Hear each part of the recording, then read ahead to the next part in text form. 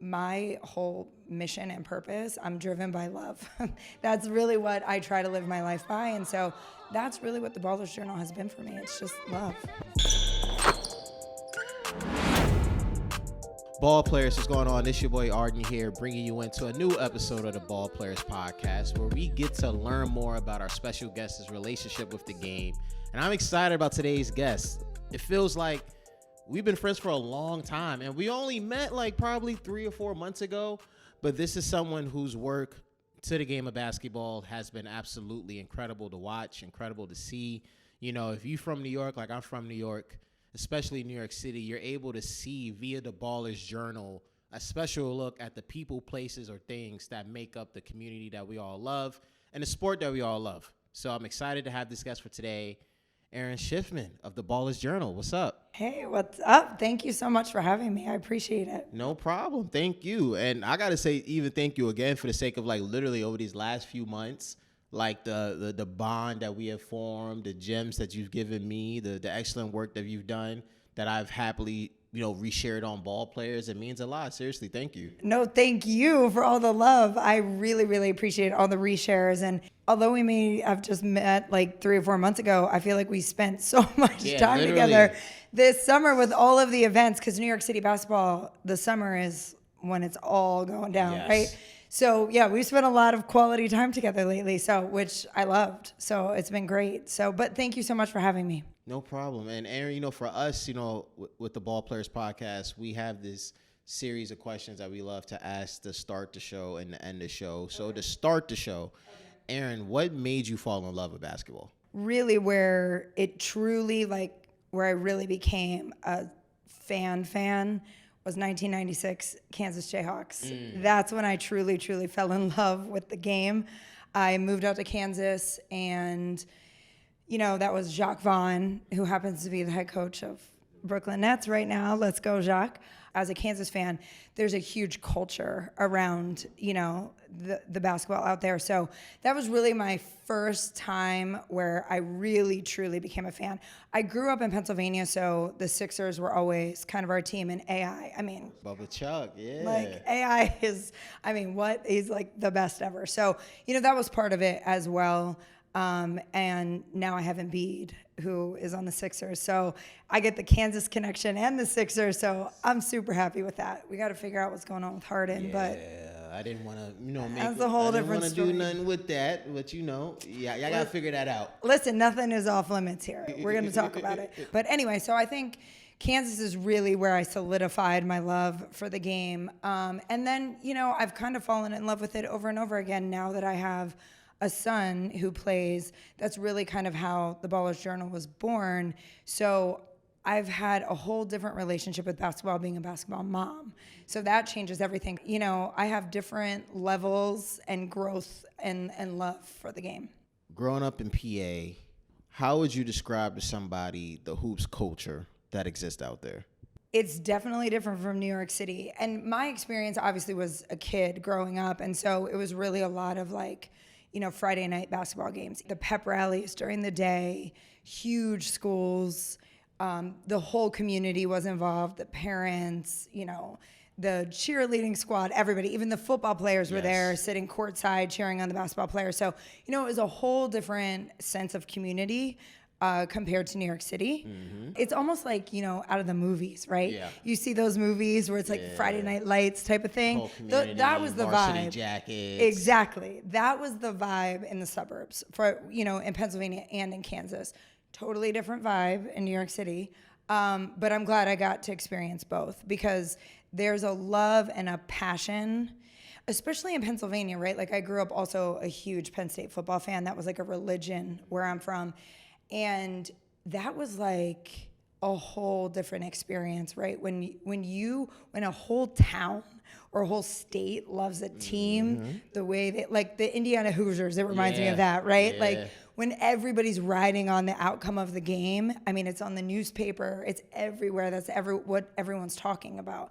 So, I got all of that from a young age, just being around sports. Do you think some people will still be surprised at how much the Midwest loves basketball, like how deep that love runs? These days I feel like with social media, I feel like all of it feels so accessible.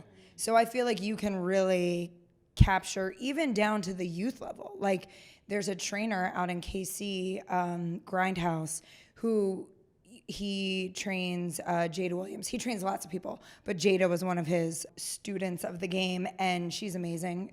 So even just tapping into him, and he shows you a lot of like Kansas City basketball and what he's doing, but he's now, because of his exposure on social media, he's now doing camps and clinics all over the country. Mm-hmm. You get to capture a little bit of that vibe. Nothing's like the real thing. Like you can watch all the clips from Allen Fieldhouse. Yeah. Not but the when same. you pull up, it's not the different. same. Yeah. I always wanted to go. Oh, you have to. That's on my to-do list. I definitely want to go. Okay, we should go. Yes. Let's plan a trip. Those are my guys. I love it out there, but it's really amazing. I would take my sons out to camp every summer. Mm-hmm. I become friendly with the coaching staff and everything, and just the facilities are amazing. So that's the difference, I think, circling back to your question about Midwest and just Florida, Texas, all over. The space. The facilities, like if New York City, nice spaces out there. Yo. Yeah, for sure. Nice spaces. Erin, I want to get to like, what is life like a basketball mom? I've never had a chance to ask that. Shout out to all the basketball moms out there. What is life like as a basketball mom? Busy. That's probably the number one word, busy. It's awesome.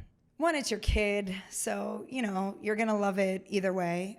But when you're a fan of the game, and it's your kid, it's a whole different vibe. But because I was such a super fan and I've watched so much basketball, it's very frustrating when they're little because you expect them to be able to do things they absolutely cannot do. And so there's a fine line between being encouraging and coaching and then getting frustrated and yelling. It's funny, I just said this the other day. We had a tournament, they're playing in the Rod Strickland tournament. And there was a team before us playing, and they were maybe, I want to say 9, right? So I was watching the parents. Oh, it's like, it's flashbacks. They're screaming at their kids, screaming. I know all about and that. And carrying on and criticizing, and they're all coaching from the sidelines. And I'm not telling you this to like shade them at all. Mm-hmm. That was me.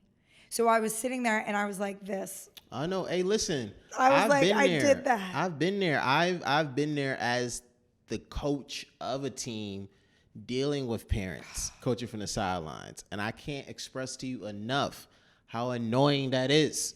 So it is incredibly annoying. I know. It's not only annoying. So as my son Dylan has evolved in his game and he'll be starting high school in the fall. Nice. Screaming from the sidelines and coaching, it's annoying to the coach, right? It's not helpful because really at the end of the day, if they don't learn to trust themselves and they don't learn how to trust a coach, then what are we doing here, really? Because they really need to start feeling comfortable with their game, learning how to trust their coach and his direction, not paying attention to what's going on the side or what their parents are saying.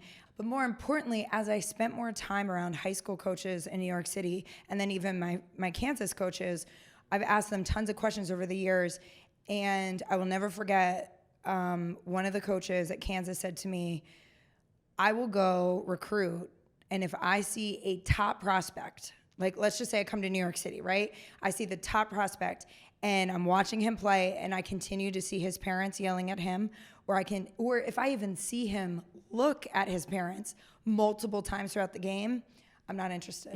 I've heard that same bit too. And so now I think parents are, I don't know if they're realizing this yet or not, but you're being recruited just as much as your child. And so if you can't trust the coach, you shouldn't even be there. So these were lessons. Listen, I messed up. Like I screamed my head off. I was frustrated. I'm like, what's going on? We're in the gym. We're practicing this every day. Why couldn't you make that happen on the court? There are so many things that go into it. So I definitely made a ton of mistakes as a basketball mom, but I'm learning, growing, evolving. Flashbacks I'm having to just wanting to like tell the parent, like, you want me to keep it real with you about your kid? There you go. Like, do you want me to keep respectful? Your kid's trash. Like, there's only so much we can do here. So there's only so much we can do here. And that's the other thing, right? It's always the parents who are screaming the loudest, who have their iPad set up, who are recording I hate the iPad setup. the whole I game. hate it. And they think their kid is going to the league. Turn that off. Their kid's like the worst one on the court. Turn that off. Because you're not going to edit when your kid got on the floor, we let up a 20-0 run. Right. And your son, Johnny, got exposed and we was playing in a 2-3. Don't do that. You're not going to put that in the aftermath. No. But shout out to the parents, though. You just really, nailed it. Because now with AAU and the parents, with the iPads, right, we have IG highlights, TikTok highlights. So what you just said is perfect because what they do is they cut all of that and only show the good stuff, right? So now, again, high school coaches, college coaches are asking for the full game tape. Yep. They don't just want the highlights because everybody looks good at the highlights. Yeah, everybody can look good in 30 seconds. Not mentioning any names, but there was someone, a parent of a child not on my team. I think their team lost by 40, maybe 50. It was bad. Not even 24 hours later, highlight reel. I mean, the kid maybe had 6 points, but you better believe they turned that into a phenomenal highlight reel. It's crazy out here. We have to talk to the basketball parents. We're going to have a couple clips from this convo. I love how deep we just got there. And Erin, I have a couple more questions for you. Sure. Right? And I want to get to the Ballers Journal, man. Okay. Because, again, to the ball players out there, for us in New York, especially those of us, close to New York City, the community's filled with a lot of great people, or as they like to say in movies, filled with an interesting cast of characters and stuff like that. And the creatives, the photographer and videographers, y'all play a key role in that, folks that we all rock with. Shout out to Dave's Joint, Hoop Dream, Shade Days. The list goes on. And what you've been able to do, right, as I give a brief breakdown of the Ballers Journal, is through your work with photos and videos, you're able to tell stories about the people, places, and things that exist within New York City hoops, especially during the summer. Through Erin, I was able to get a greater understanding of Dykeman. I was able to get a greater understanding of Gersh Park. I was getting a greater understanding of so many different coaches and players that by the time ball players pulled up summer 2022, summer 2023, it's like, okay, I get it, and I know what to expect because amongst those same names that I mentioned, Ballers Journal played a key part in that. So with that said, right, for you, when you're able to do what you do with the Ballers Journal, what has been your biggest hope with it? I think you just said it, right? It's really just about shining a light on New York City basketball and the people who make up the community, from parents, coaches, players, media, commissioners. The Ballers Journal has truly just been a gift to me from the universe. I just happen to be in the spaces, meeting the people that have made such an impact on the community, the game, but also me. I've walked away with so much knowledge and love and support. And I think one of the biggest things about Ballers Journal is I wouldn't be able to do it without all the love and support I receive. Because even though I'm out there showing love, I couldn't do it without everybody loving me back, right? So I think that's really, my whole mission and purpose, I'm driven by love. That's really what I try to live my life by. And so that's really what the Ballers Journal has been for me. It's just love. Do you remember that it moment of being like, oh, this can work? Like I'm meant to do this? The first time I captured something amazing at Dykeman was probably, that was a moment where I got really motivated and excited, but that was already there from the jump, right? Yeah. So I caught some amazing moments at Dykeman. I'll never forget one of the first videos that went viral there was Dominican Power, which is a big home team favorite at Dykeman. It was the summer of Pop Smoke. Yeah. And Tom Shep, I love his game, hit a half-court shot, and Zookeeper hit the Pop Smoke, and Randy on Dominican Power started dancing, and the whole place just erupted. Summer 2019 vibes. I think, 2019. Yeah, 2019 yes, thank you. Vibes, yeah. So I will never forget that moment, that clip. I repost it every year because there's nothing that captured the vibe and the energy of Dykeman. It's such a marriage, right, of culture and hip hop, music, the DJ, Dominican Power, Dykeman, the Heights, like it's so many things that are like melding together to make such a perfect, amazing thing that you can't get anywhere else but New York City. Yo, shout out to Dominican Power. Before we get to these final two questions, I got to shout them out because, you know, recently, you know, like I was telling you, I had the chance to connect with A Butter, you know, New York City Streetball legend, man. Yes. If you know, you know. And the Love same him. way I was telling him back when I was a kid through like Dime Magazine, Slam, MSG, early YouTube, like discovering his highlights and Corey Homicide Williams, it was the same thing with like Dominican Power. I vividly remember Dominican Power being one of the first street ball teams I used to hear about that was dominant. So big ups to them. Second to last question I got for you, Erin, right? For someone out there that's a newbie, they're like, hey, I want to do what Erin from the Ballers Journal does. I want to cover the scene. I want to be outside. I want to be at these tournaments. I want to be a name in the community. What would be your biggest piece of advice for them as they embark on that journey? You have to be outside, like as much as possible. Yeah. And if you don't believe me, watch the Ballers Journal. Yeah, literally. Watch the stories. I am outside. I think you need to be out there. I think, you know, being respectful of the spaces you're in. I always try to walk onto a court, into a park, introduce myself, ask what the rules are, you know, where can I stand? Is this okay? Be respectful, because I think a lot of young up and comers are watching so much social media and YouTube. They forget that part. And I've seen a lot of people then lose their media access because they're not following the rules or being respectful to, because remember, a lot of these parks have their team, right, of shooters. So you need to make sure you know who those people are and you're respectful of their space. Absolutely. So I think respect is one. Two, you know, obviously loving the game. Don't forget to tag. Make sure you're tagging the parks, the commissioners, the teams. Yeah. Show the love, the appropriate love that you need to give. And just love it. Just have fun and enjoy it, because the community is really welcoming and amazing, as long as we're all being respectful and showing love to each other. So I think it's really about that. And then also you have to be willing to work really hard. That is a fact. Last question I got for you, Erin. At the top of the show, I asked you what made you fall in love with the game. So the last question is, what keeps you in love with the game? What keeps me in love? Well, one, I mean, this is obvious, but Kansas. Here's the thing, right? The game is ever evolving. Yeah. So there's always something new. There's always a new player. There's always a new rule. There's always a new something that's coming along to mix it up and keep it fresh.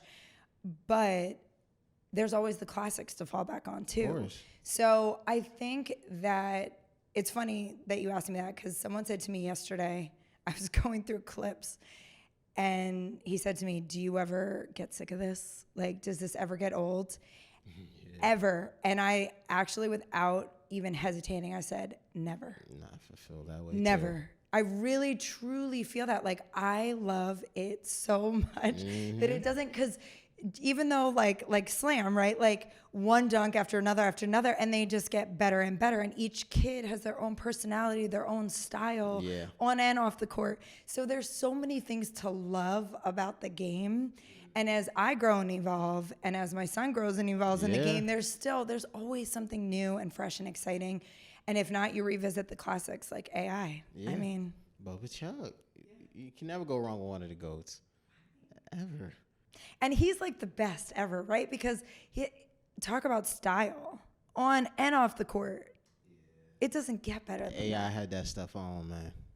He's the best. Bubba Chuck, man, for real. Shout out to Bubba Chuck. That's on my dream list of interviews, Allen Iverson. Are you kidding me? Same. Yeah, that's on my dream list. I just want to. Yeah, if you interview him, I'll take the photos. Oh, bet. 100%. Yeah, let's go. 100%. We got Without this. question. We got this. AI. Yep. You hear us? Let's go. We're coming for you. Hey, seriously, Erin, thank you so much for joining us on the Ball Players Podcast. Thank you for your support. Thank you for your friendship. And most importantly, just thank you for the great work that you've done to really highlight our home, highlight the sport that we all love. Ball Players, you already know what we're going to do, man. We're going to have all of the right information in all the descriptions below. Signing off from the crib, man. Arden from Ball Players. Make sure your curiosity stays fulfilled So follow 1:37 p.m. as well. That's home team. Get all your info that you need for everything sports, tech, pop culture, and beyond. Signing off, man. Later.